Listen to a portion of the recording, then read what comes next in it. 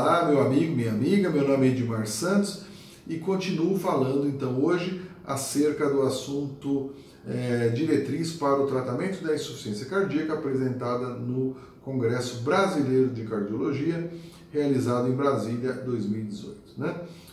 Então ficou aquela questão, e os diuréticos, furosemida, o Lasix, os diuréticos tiazídicos devem ser usados ou não?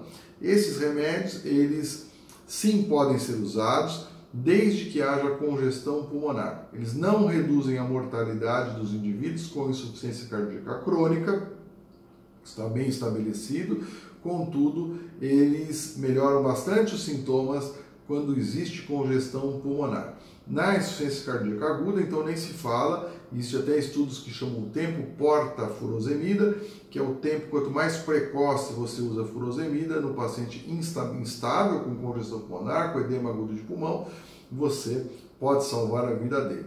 E o uso dos tiazídicos juntos, sem problema nenhum, é um nível de evidência B, classe 1. Então, um bom nível de evidência, dá para usar assim. O que não deve ser realizado é o uso de diuréticos em pacientes sem congestão pulmonar. Isso é contraindicado. 3C. Né? E a insuficiência cardíaca com fração de ejeção preservada? É um paciente que apresenta cansaço, fadiga, falta de ar e faz o eco, tem a fração de ejeção preservada e ele tem disfunção diastólica na ecocardiografia e também tem elevação do ProBNP, BNP, que são marcadores do estresse mecânico dos ventrículos. Né? Então esse é o achado desse paciente. Ele tem um prognóstico melhor do que um paciente com insuficiência cardíaca com fração de ejeção reduzida, contudo um prognóstico muito pior do que um indivíduo saudável sem insuficiência cardíaca. Né? Não existe um tratamento que reduza a mortalidade neste grupo de pacientes até hoje disponível.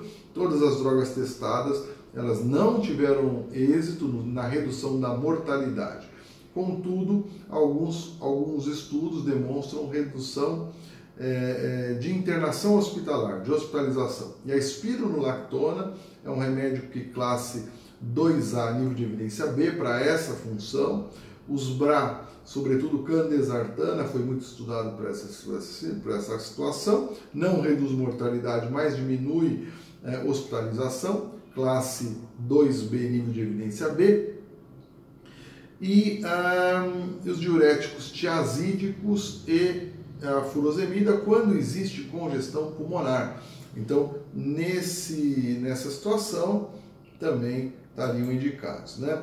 Isso não vai reduzir mortalidade, mas é interessante. Né? O uso deles melhora a qualidade de vida dos indivíduos.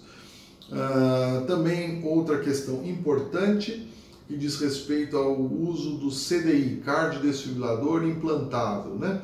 O CDI, então, a gente sabe que ele é usado para evitar a morte súbita, que é frequente nos pacientes com insuficiência cardíaca, sobretudo nos de classe da New York Heart Association mais baixa, né? A maior parte deles morre por morte súbita, enquanto que nas classes 3 e 4 eles morrem mesmo pela insuficiência cardíaca. Né?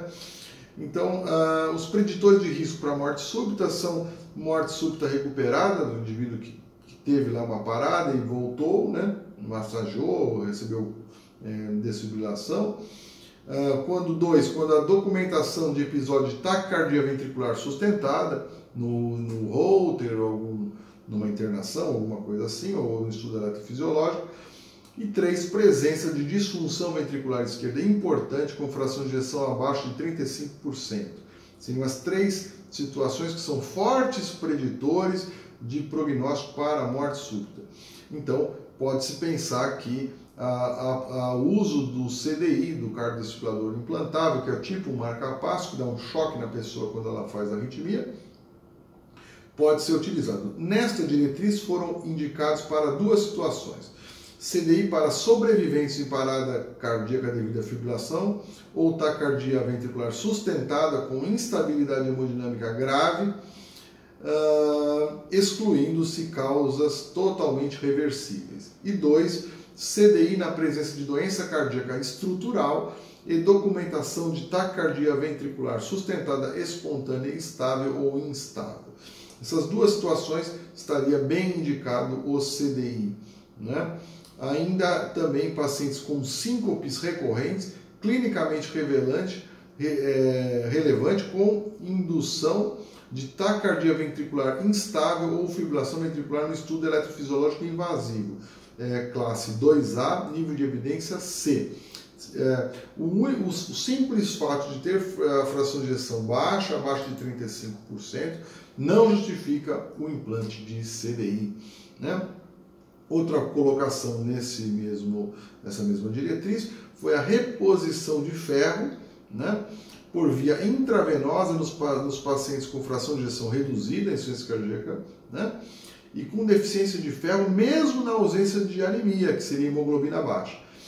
Paciente com redução de ferro e insuficiência cardíaca, com fração de ejeção reduzida, devem sim receber ferro intravenoso, classe 2A, nível de evidência A, porque melhora, reduz a internação desses pacientes, reduz substancialmente. Então parece ser uma estratégia bastante interessante. É isso que eu tinha para falar hoje para vocês. Um grande abraço, até breve.